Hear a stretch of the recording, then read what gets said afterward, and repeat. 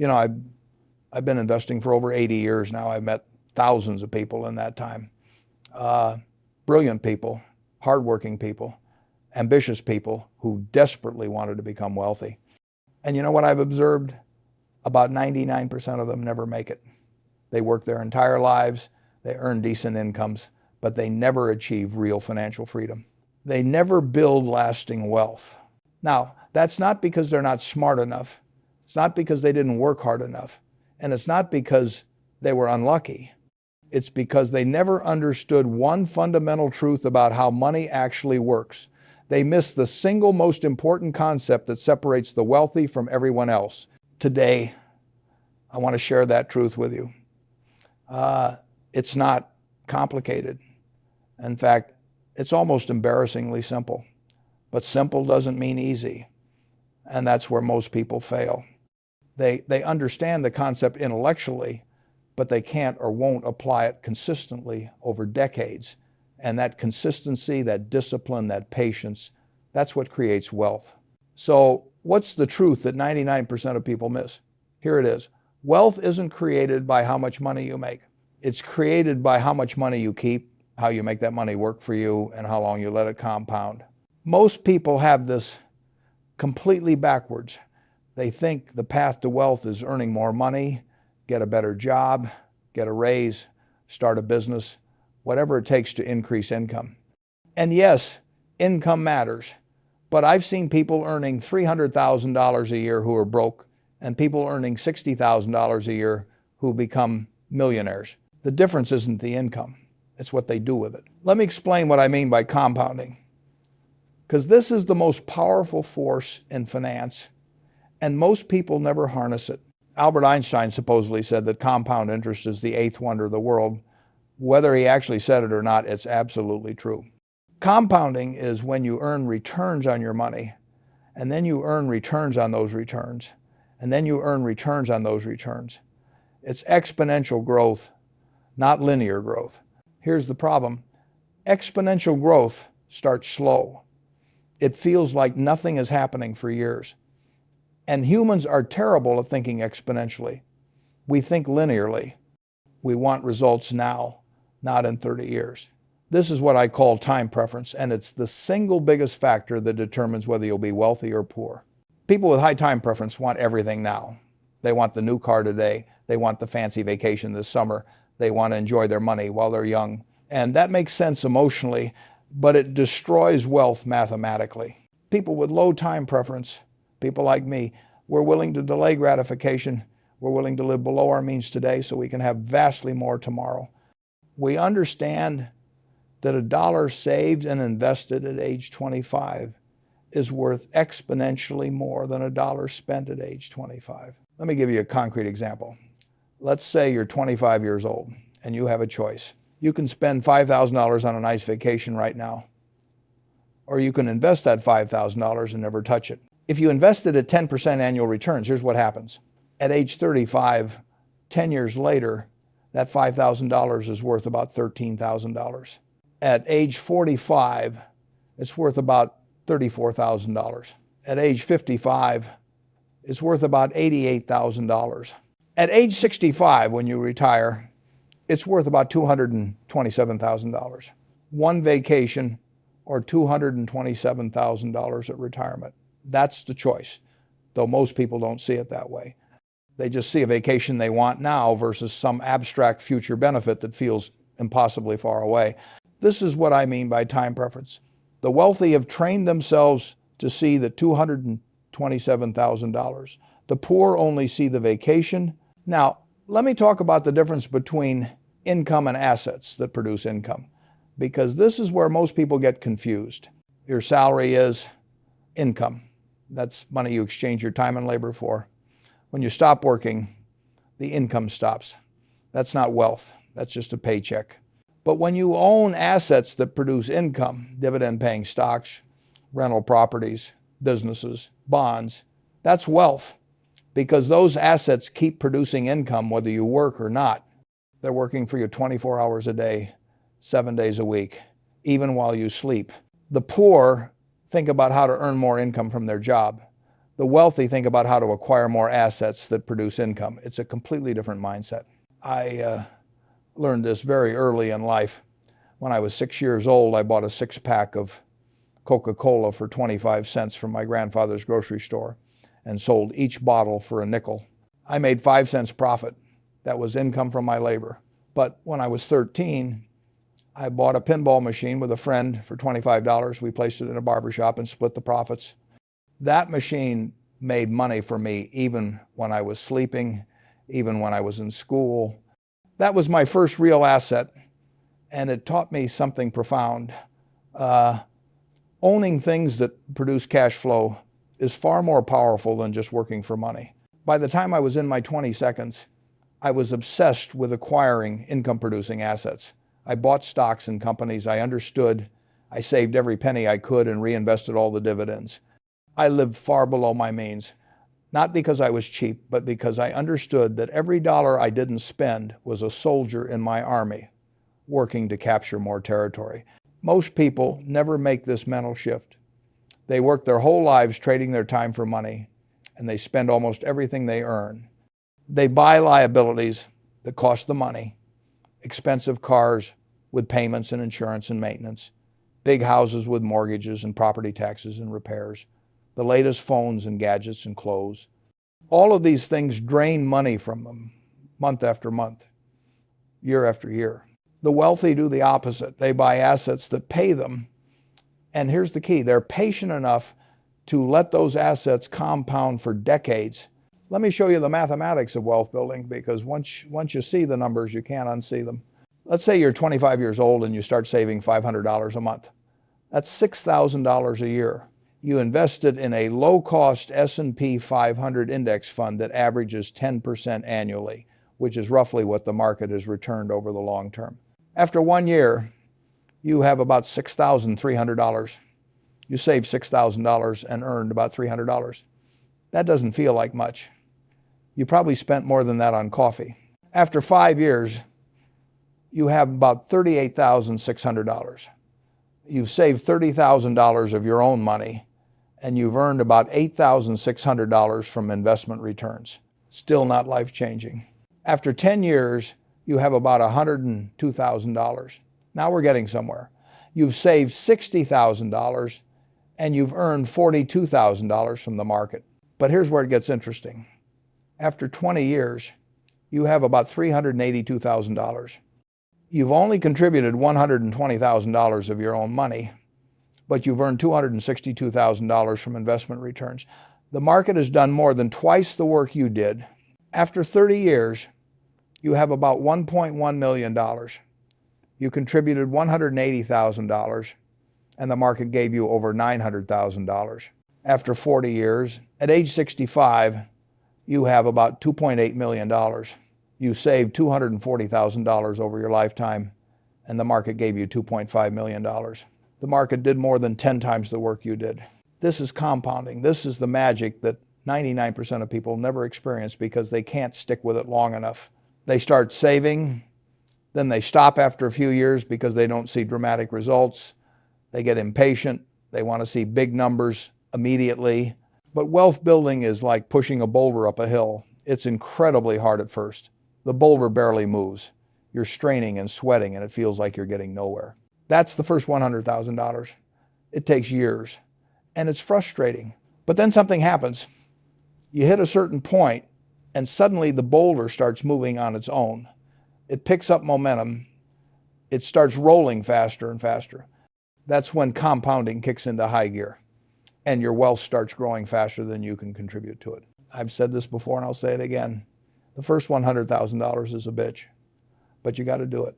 Nobody wants to hear that. People want to hear about shortcuts and secret strategies, but there are no shortcuts.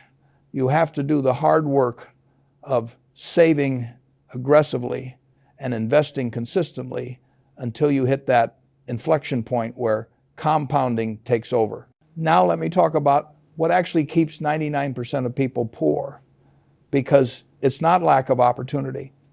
America and most developed countries offer incredible opportunities to build wealth. The barriers are mostly internal, not external. The first barrier is debt. specifically high-interest consumer debt, credit card debt at 18 or 20% interest is financial cancer. If you're paying 20% interest on debt, you can't build wealth. It's mathematically impossible. You're running backwards faster than you can run forwards. I've never carried credit card debt in my life. The only debt I've ever had is a mortgage, which I paid off as quickly as possible. Debt is the enemy of wealth building because it forces you to work for money to pay interest to someone else instead of investing for yourself. The second barrier is lifestyle inflation. This is insidious because it happens gradually and people don't realize they're doing it. You get a raise, so you upgrade your apartment. You get a bonus, so you buy a nicer car. Your income grows, but your savings rate stays the same or even decreases. I've lived in the same house since 1958. I bought it for $31,500. I could afford any house in the world, but I don't need anything more. The size of your house doesn't determine your happiness. Your financial security does. The third barrier is lack of savings discipline. Most people save whatever is left over at the end of the month, which is usually nothing. The wealthy do the opposite. They pay themselves first. They automatically save 20 or 30 or 40% of every dollar they earn before they spend anything. Then they live on what's left. This is the single most important habit for building wealth. If you can't save money, you can't invest money. And if you can't invest money, you can't build wealth. It's that simple. The fourth barrier is impatience and short-term thinking. This goes back to time preference. Most people want to get rich quickly. They chase hot stocks, they day trade, they speculate on crypto, they buy lottery tickets. They're looking for the shortcut that doesn't exist. I've been investing for 80 years, and I can count on one hand the number of people I've met who got rich quickly and stayed rich. Almost everyone who builds lasting wealth does it slowly through consistent saving and patient investing over decades. The fifth barrier is emotional decision-making. When markets crash, people panic and sell at the bottom. When markets soar, people get greedy and buy at the top. They do exactly the opposite of what they should do. I've lived through dozens of market crashes. The crash of 1973 to 74. The crash of 1987. The dot-com bust. The financial crisis of 2008. The COVID panic of 2020. Every single time, the people who panicked and sold their stocks locked in their losses. Every single time, the people who stayed calm and stayed invested, or better yet, bought more, made fortunes. Be fearful when others are greedy, and be greedy when others are fearful.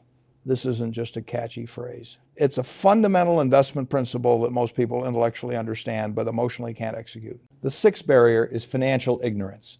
Most people never learn how money actually works. They don't understand compound interest. They don't understand the difference between assets and liabilities. They don't understand how taxes work, how inflation erodes purchasing power, how fees destroy returns. This ignorance is costly. I still read 500 pages a day, mostly annual reports and business books. I've been doing this my entire adult life. The more you learn about money, business, and investing, the better your decisions become. But most people spend more time planning their vacation than they spend planning their financial future. So what's the formula for building wealth? It's simple, though not easy. First, live below your means. Spend less than you earn. Aim to save at least 20% of your income, more if possible. This requires discipline and delayed gratification, but it's non-negotiable. If you can't do this, nothing else matters. Second, avoid high-interest debt. If you have credit card debt, pay it off immediately. Don't take out car loans if you can avoid it. The only acceptable debt is a mortgage on a house you can actually afford, and even that should be paid off as quickly as possible. Third, invest consistently in assets that produce income. For most people, that means low-cost index funds. Every month, automatically transfer money from your checking account into your investment account and buy more shares of an S&P 500 index fund. Do this regardless of whether the market is up or down. Don't think about it. Don't try to time it. Just do it. Fourth, reinvest all dividends and returns. Don't take the cash. Let every penny go back to work buying more shares. This is how you accelerate compounding. Fifth, Be patient. Give this process decades, not years. The longer you let your money compound, the more dramatic the results. If you start at 25 and stay consistent until 65, you will be wealthy. Not maybe, you will be. Sixth, ignore the noise. Don't check your account every day. Don't watch financial news. Don't listen to predictions about where the market is going. Don't compare yourself to others. Just stick to your plan and let time work its magic. This formula is simple, but here's why most people fail. It's boring. There's no excitement. There are no quick wins. It's the financial equivalent of watching grass grow. And most people can't handle that. They need action, they need drama, they need to feel like they're doing something clever. But wealth building isn't about being clever. It's about being disciplined and patient. I've never tried to be the smartest person in the room. I've just tried to avoid being stupid consistently over a very long period of time. Let me give you some real examples of how this works from my own experience. In 1988, Berkshire Hathaway bought stock in Coca-Cola. We paid about $1.3 billion for our position. That first year, Coca-Cola paid us about $75 million in dividends. Not bad, about a 5.8% yield. But here's what's remarkable. We still own most of those same shares today, over 35 years later. And today, Coca-Cola pays us over $700 million annually in dividends. Our dividend income from that one investment has grown almost tenfold. We didn't do anything. We just held the stock and let the company do its work. That's the power of owning wonderful businesses for long periods of time.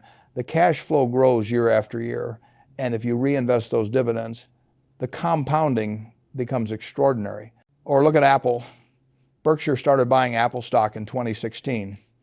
We paid an average of maybe $30 to $35 per share, adjusted for splits. Today, Apple trades around $180 to $200 per share. That's about a six-fold increase in less than a decade. Plus, Apple pays dividends that have grown every year. We didn't buy Apple because we thought the stock would go up next week or next month.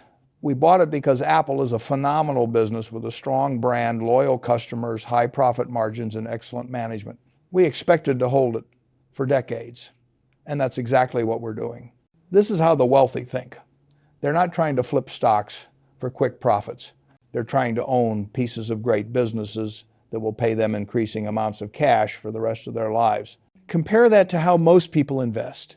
They hear about some hot stock, they buy it hoping it'll double quickly, they watch it obsessively, they panic when it drops, they sell for a loss, or they make a profit and immediately spend it. They're speculating, not investing. And speculation is a game where most people lose. Here's another truth that most people miss. You don't need to find the next Amazon or Apple to get wealthy. You just need to own a diversified basket of good businesses and hold them for a very long time. This is why I recommend index funds for most people. When you buy an S&P 500 index fund, you own 500 of the largest, most successful American companies. Some will do better than others. Some might fail, but as a group, they represent the productive capacity of the American economy. And over time, that economy grows, businesses innovate, profits increase, and your wealth compounds. You don't need to be smart enough to pick which companies will be winners. You just own all of them and let the winners more than make up for the losers. The fees are minimal, under 0.1% annually for most index funds, and you can do this from your phone in about 5 minutes. But again, most people can't do this because it's too boring. They want to feel smart. They want to tell their friends about the stock they picked that went up 50%. They want excitement. And that need for excitement costs them hundreds of thousands or millions of dollars over their lifetime. I've been called a lot of things in my life. Brilliant, wise, a genius. But honestly, I think the main reason I've been successful is that I'm disciplined and patient. I found a simple strategy that works, and I've stuck with it for 80 years without getting distracted by every new shiny thing. Think about that. 80 years of doing basically the same thing, finding good businesses at reasonable prices, buying them and holding them for as long as possible. No day trading, no crypto speculation, No complex derivatives, just simple, old-fashioned investing in productive assets. And you know what? That simple strategy has made me one of the wealthiest people in the world. Not because I'm special, but because I understood the power of compounding and I had the discipline to let it work. Here's what I want you to understand. The game is rigged, but it's rigged in your favor if you're patient. The system is designed to reward long-term owners of productive assets. But most people never benefit from this because they don't stay in the game long enough. They play for a few years, don't see dramatic results, and they quit. Or they panic during a crash and they quit. Or they get tempted by some get-rich-quick scheme and they quit. And when they quit, they lose access to the most powerful wealth-building force in the world, compound interest over long periods of time. The difference between the wealthy and the poor isn't intelligence, education, or luck. It's understanding that wealth is built slowly through consistent behavior over decades and having the discipline to actually do it. Let me give you one more example to drive this home. Let's say two friends graduate college at age 22. Both get jobs earning $50,000 a year. Friend A spends everything he earns. He buys a nice car with a monthly payment. He lives in a nice apartment. He goes on vacations. He enjoys his 20 seconds. By age 30, he has zero savings. Friend B lives more modestly. He saves 20% of his income, about $10,000 a year, and invests it in index funds. He drives an older car. He has roommates. He takes cheaper vacations. By age 30, he's saved $80,000, and with investment returns, his portfolio is worth about $115,000. Now both friends get raises. By age 40, they're both earning $80,000. Friend A has been steadily increasing his lifestyle. He now has a bigger car payment, a more expensive apartment, more expensive habits. He still has zero savings. He's been earning good money for 18 years and has nothing to show for it. Friend B kept saving. He's now been investing for 18 years, even though he only saved about $10,000 to $15,000 per year on average. His portfolio is now worth about $450,000. He's on track to be a millionaire by his late 40 seconds. By age 65, when both retire, Friend A has nothing but Social Security. He'll struggle financially for the rest of his life. He worked for 43 years and has no wealth to show for it. Friend B, who saved consistently and invested patiently, has about $4 million. He's financially independent. He can live comfortably without working. He can help his kids and grandkids. He can support causes he cares about. He has options, freedom, security, same starting point, same income trajectory, completely different outcomes. The only difference was that Friend B understood how wealth is actually built, and he had the discipline to do it. This is the truth that 99% of people don't understand. Wealth isn't about how much you earn. It's about how much you save, how wisely you invest, and how long you let it compound. You don't need to win the lottery. You don't need to start the next tech unicorn. You don't need a high-paying job on Wall Street. You just need to understand this fundamental truth and have the discipline to apply it consistently for decades. The formula is simple. Spend less than you earn, invest the difference in productive assets, reinvest all returns, and wait. That's it. That's the whole secret to wealth building. It's not exciting. It's not complicated, but it works. And here's the beautiful part. Anyone can do this. You don't need to be brilliant. You don't need special connections. You don't need to inherit money. You just need to understand the principle of compound interest and have enough discipline and patience to let it work. I learned this when I was a child, and I've been practicing it for over 80 years. It's made me wealthy beyond anything I could have imagined when I was delivering newspapers in Omaha. And it can work for you too if you're willing to do what 99% of people won't do. Save consistently, invest patiently, and wait decades for the magic of compounding to work. The question is, are you willing to be in the 1% who actually understands and applies this truth? Or will you be like everyone else, always talking about wanting to be wealthy but never doing what it actually takes? The choice is yours. The path is clear. The math is undeniable. All you need now is the discipline to walk the path, even when it's boring, even when it's slow, even when no one is watching, even when you don't see immediate results. That's the truth that 99% of people miss. And now you know it. The question is, what will you do with this knowledge? Thank you for listening. Now go out there and start building your wealth $1 at a time, 1 month at a time, 1 year at a time. And whatever you do, remember, rule number 1 is never lose money. Rule number 2 is never forget rule number 1. The path to wealth is simple. Stay disciplined, stay patient, and let compounding do the rest.